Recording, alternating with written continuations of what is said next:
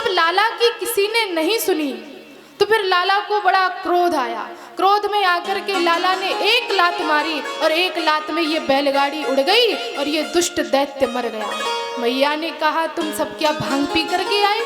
अरे कल के छोरा ने एक लात में बैलगाड़ी उड़ा दी, एक लात में इस दैत्य को मार दिया। और विश्वास भी कौन करे? अब सबको क्या पता है, एक लात क्या, ये तो परब्रह्म परमेश्वर परमात्मा है, ये तो कुछ भी कर सकते हैं। लेकिन किसी को विश्वास नहीं हुआ। सभी ग्वाल वाल मैया को बता रहे हैं, अरे मैया हमने अपनी आंखों से देखा है, मैया तुम किसी की भी सौगंध ले लो, हम झूठ नहीं बोल रहे, ये सब तुम्हारे लाला ने ही किया है। मैया ने डांट लगाई, जाओ तुम सब जाकर के अपनी आंखों का इलाज कराओ, मेरे लाला ने ऐसा कुछ नहीं किया है। तो इस प्रकार से भगवान ने शकटासुर नामक एक दैत्य था, उसका उद्धार किया।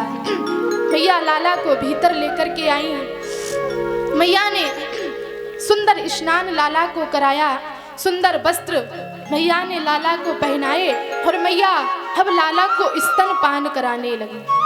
मैया स्तनपान कराती हैं और कभी लाला को गोद में लेकर के उछाल उछाल करके खिलाती हैं। मैया उछाल करके खिला रही हैं। जब मैया उछाल करके लाला को खिलाती हैं तो लाला बड़े प्रसन्न होते हैं और जैसे ही मैया लाला को गोद में लिटा लेती हैं तो लाला रोने लगते हैं। मैया उछाले तो लाला प्रसन्न हो, मैया गोद में लिटाए तो लाला रोने लगे। मैया ने कहा ये लाला ने तो खेल बना लिया, कब से मैं ये कर रही हूँ, मेरे तो हाथ थक गए। तो मैया ने सोचा लाला को थोड़ी देर स्तनपान करा देती हूँ। तो मैया लाला को स्तनपान कराने लगी। इधर कंस ने भगवान को मारने के लिए एक तृणावत नाम का दैत्य भेजा, जो तूफान बन करके आ रहा है, बवंडर बन करके आ रहा है। भगवान ने तिरछी नजर से देखा, ओहो आज तो मामा जी आ रहे हैं, आज तो कंस मामा जी ने बहुत अच्छी व्यवस्था की है, आज तो हमें हेलीकॉप्टर में बैठने को मिलेगा, वाह क्या बात है। लेकिन मैया गोद से नीचे कैसे उतारे? तो भगवान ने धीरे धीरे अपना वजन बढ़ाना प्रारंभ कर दिया। गरिमाडुम गरिमाडम सिसोर बोढ़ुम नसे है गिरिकूटवत। भगवान कुछ ही पल में इतने भारी हो गए, इतने भारी हो गए कि मैया को भगवान का वजन सहन करना मुश्किल हो गया। और मैया ने भूमौ निधाय तम गोपी विस्मिता भार पीड़िता, लाला को जमीन पर रख दिया। मैया विचार करने लगी, थोड़ी देर पहले मैं लाला को उछाल उछाल करके खिला रही थी, इतना हल्का फुल्का था, ये इतनी जल्दी भारी कैसे हो गया? तो मैया ने सोचा अच्छा कब से मैं लाला को दूध पिला रही हूँ, लगता है दूध पीने से लाला भारी हो गया। अब बताओ दूध पीने से बालक कहीं भारी होता है? लेकिन मैया अपने आप को समझा रही है कि दूध पीने से लाला भारी हो गया। तो मैया ने लाला को जमीन पर लिटा दिया। मैया ने सोचा थोड़ी देर में ये हल्का हो जाएगा, तब मैं इसको गोद में ले लूँगी, तब तक ये लेटे लेटे खेलता रहेगा। मैया तो अपना कामकाज करने के लिए चली गई। इधर तड़ावत तूफान बन करके आया और लाला को अपने साथ में उड़ा करके ले गया। आकाश मार्ग की ओर लाला को लेकर के तड़ावत उड़ गया और भगवान तड़ावत के कंधे पर बैठे हुए हैं। ऊपर से ही सारे ब्रजमंडल का भगवान दर्शन कर रहे हैं। ये प्रेम गली है, ये निधिवन है, ये मधुवन है, ये वृंदावन है, ये ललिता का घर है, ये विशाखा का घर है। सारा दृश्य भगवान ऊपर से ही देख रहे हैं। क्यों? ये सब क्यों देख रहे हैं? क्योंकि आगे चल करके इनको चोरी करनी है, और चोर वही होशियार जिसको गली गली का ज्ञान है। इसलिए भगवान देख रहे हैं। और तृणावत जब भगवान को मथुरा की ओर ले जाने लगा तो भगवान को लगा कि अब उचित नहीं है, तो भगवान ने अपना धीरे धीरे वजन बढ़ाना प्रारंभ कर दिया। तो तृणावत दैत्य पीछे मुड़ मुड़ कर देखने लगा, कहीं जल्दी जल्दी में मैं नंद यशोदा के यहाँ का कोई पत्थर तो नहीं ले आया। तो भगवान ने कहा मेरे भक्त मुझे पत्थर में देखते हैं और ये दुष्ट मुझ में पत्थर को देख रहा है, इसलिए इसकी खोपड़ी पत्थर से ही चटका देनी चाहिए। तो भगवान ने तृणावत की जोर से गर्दन दबाई। छटपटाता हुआ तृणावत तमंतरिक्षात् पतितम शिलायां विशीर्ण सर्वावयवम करालम, नीचे एक चट्टान पर जाकर के गिरा और चट्टान पर गिरते ही उसकी गोविंदाय नमो नमः। तो इस प्रकार से भगवान ने तृणावत नाम के दैत्य का उद्धार किया है। जोर की आवाज हुई, मैया फिर से भागी।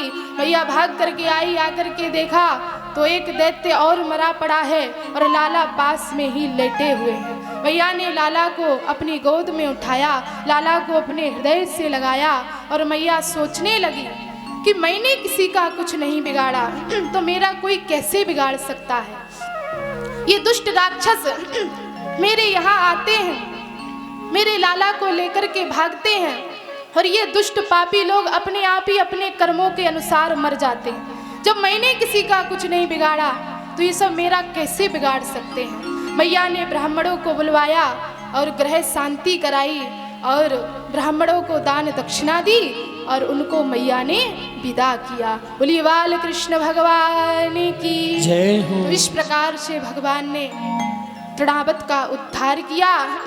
इधर वसुदेव जी महाराज मथुरा में बैठे हुए हैं।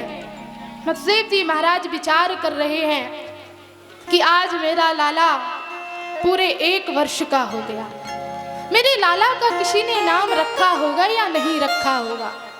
तो फिर वसुदेव जी महाराज गर्गाचार्य जी के पास में गए और जाकर के कहा कि आपसे निवेदन है आप गोकुल चले जाइए और वहाँ जाकर के आप बालकों का नामकरण संस्कार कर दीजिए।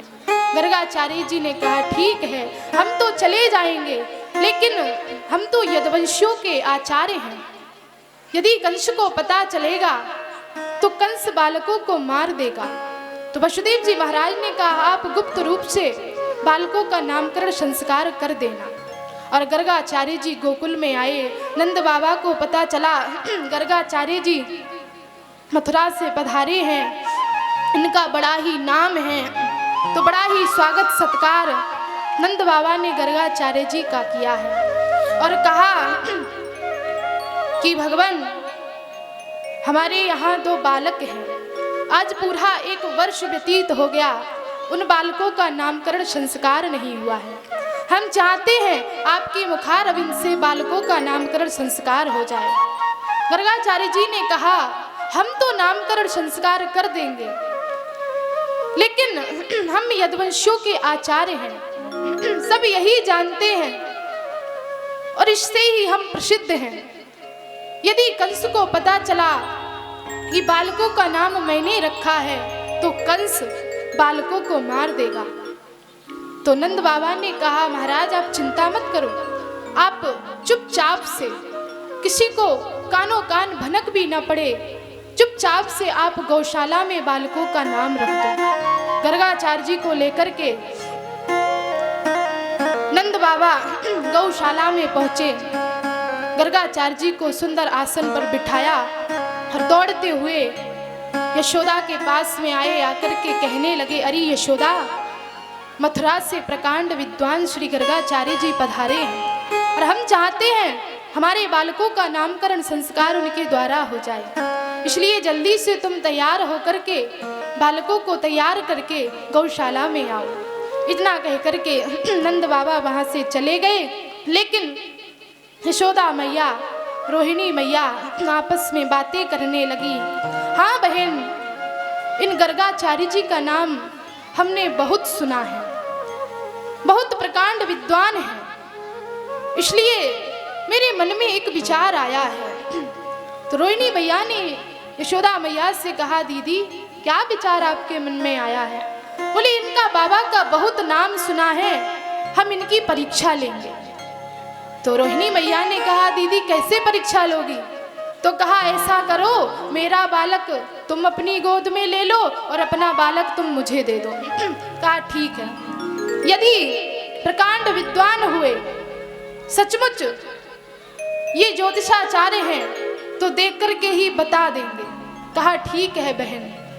तो यशोदा मैया के लाला को रोहिणी मैया ने ले लिया और रोहिणी मैया के लाला को यशोदा मैया ने ले लिया और दोनों माताएं गौशाला में पहुंची। गौशाला में जैसे ही प्रवेश किया वैसे ही गर्गाचार्य जी की दृष्टि भगवान कृष्ण पर पड़ी।